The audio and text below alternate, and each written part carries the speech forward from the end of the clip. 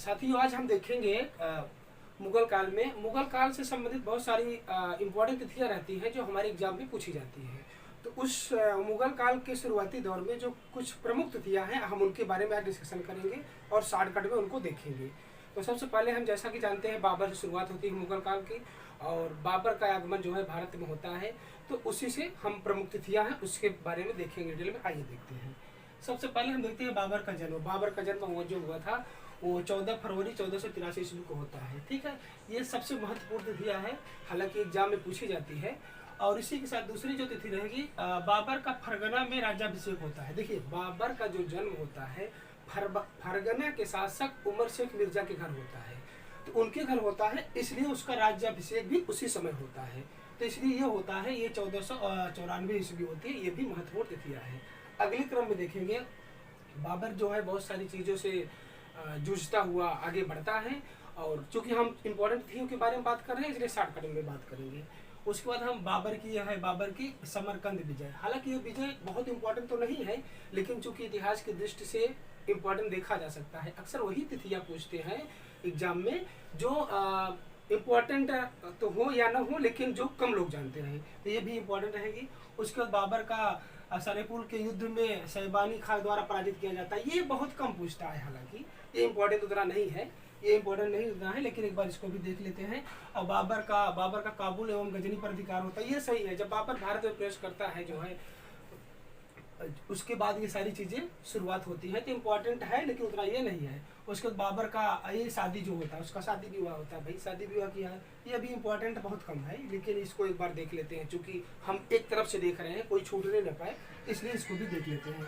अगले क्रम में बाबर द्वारा बादशाह की पदवी धारण करना। देखिए बाबर जो आता है ना, तो बाबर को यहाँ पे जो विजय प्राप्त करता है तो उस विजयों के द्वारा उसे एक उपाधि दी जाती है, और जो उपाधि है यही पूछा तो एग्जाम में पूछा जाता है कि बाबर के द्वारा कौन सी उपाधि धारण की गई थी, तो ये उपाधि उसके द्वारा दी जाती है। आगे देखते हैं।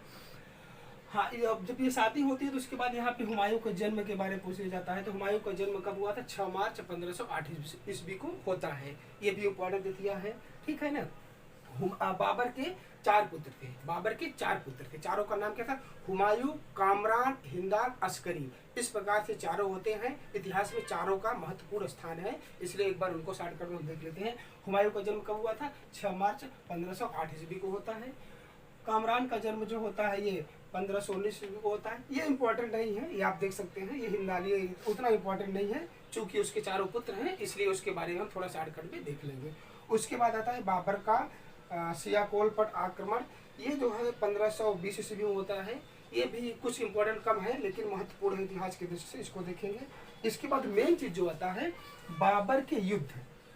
ये इतिहास में सबसे महत्वपूर्ण चीज है।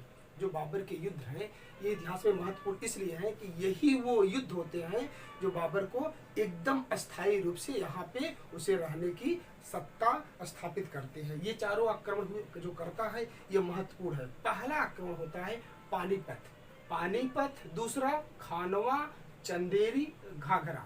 4 युद्ध होते हैं, इसे याद रखेंगे।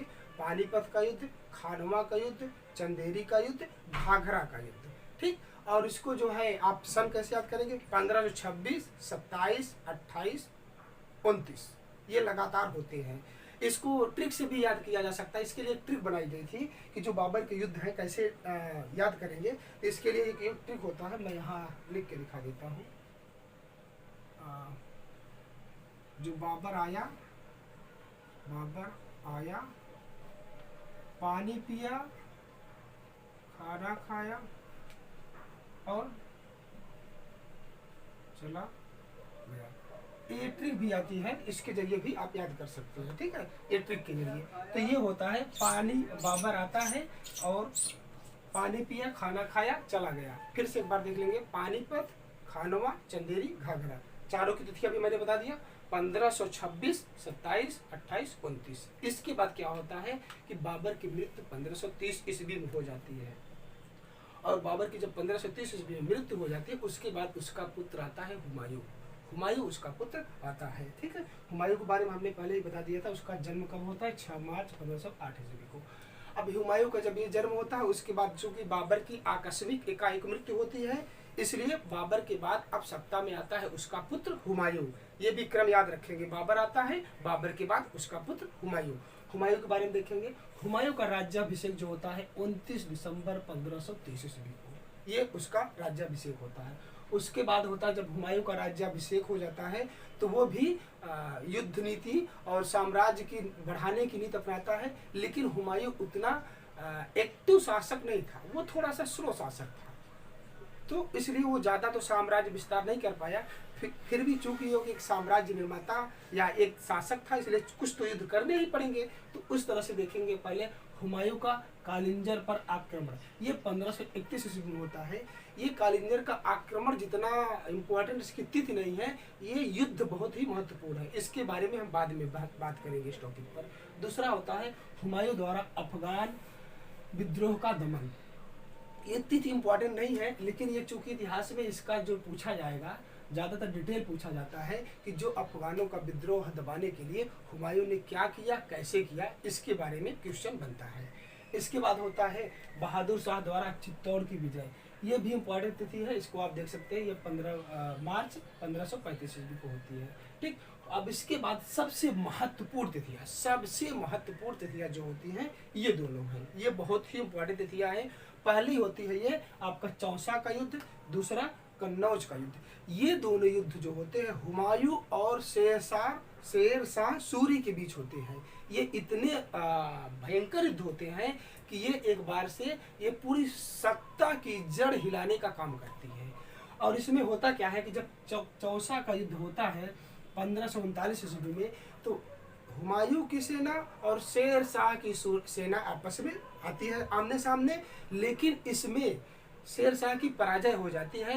लेकिन चूंकि शेर शाह बाहरी शासक था, वो इतनी जल्दी हार नहीं माना, वो अपने बदले की ज्वाला अपने पास रखा और फिर वो कन्नौज नामक स्थान पर ये 17 मई 1540 ईस्वी को ये दूसरा युद्ध डालता है। और इसमें युद्ध बहुत ही भयंकर युद्ध होता है। इसमें हुमायूं बुरी तरह से पराजित हो जाता है और उसे भागने पर मजबूर कर दिया जाता है। यहाँ से मुगल सत्ता डगमगा जाती है और कुछ दिनों के लिए ये शेर शाह सूरी जो सूर्य वंश का संस्थापक था, इसके हाथों में सत्ता आ जाती है। ठीक है, इसका जन्म जो है शेर शाह का, ये अलग से टॉपिक है, हालांकि 1540 में होता है। तो शेर शाह सूरी के हाथों में मुगल सत्ता आ जाती है, लेकिन ये ज्यादा दिन चल नहीं पाता। इसकी भी मृत्यु एकाएक 1555 ईस्वी में हो जाती है। तो उसके बाद चूंकि अब इसकी मृत्यु हो गई तो कोई शासक नहीं था, इसलिए पुनः हुमायूं को इस राजगद्दी पर आने का अवसर मिलता है और आता है, लेकिन वो ज्यादा दिन तक जीवित नहीं रह पाता है, उसकी भी मृत्यु हो जाती है। उसी का एक विशाल सम्राट पैदा होता है जो उसका पुत्र होता है, उसका नाम है अकबर। ये बहुत ही शक्तिशाली, साथ ही इतिहास में बहुत ही महत्वपूर्ण शासक होता है।